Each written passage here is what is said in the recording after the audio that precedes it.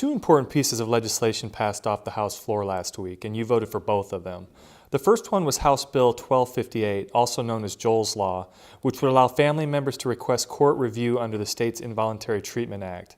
Why is this important? Well, it's a big issue. This measure essentially would enable family of mentally ill individuals who pose a threat to themselves or others to petition the courts for involuntary commitment. Washington is one of only 7 states that prevents family members from doing this. And so I thought it was pretty important. And the other thing too is we actually named the bill after a young man.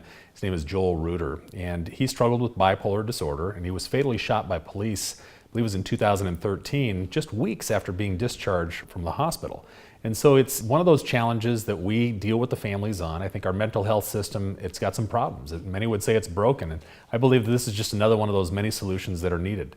At its core, this issue essentially spans what I would call the mental health issue and the public safety issue, which have always been what I would deem as some of the House Republicans' budget priorities. Now, the second measure that passed last week was the supplemental operating budget, which would be an adjustment to the 2013-2015 operating budget. This budget would help pay for additional mental health treatment capacity, some of the wildfires from last year, and also children's services. But it was also very important to the 39th District for another reason. Could you explain why? Yeah, the supplemental budget that we just did was very small. It was only a fraction of 1% of what the entire budget is. But for me, we had the Oso landslide.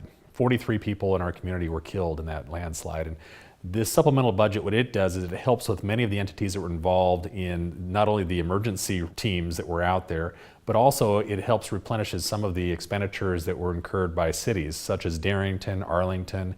We also had expenditures from the health department, even some of our school districts in the area, our Snohomish County fire districts in that area of our legislative district.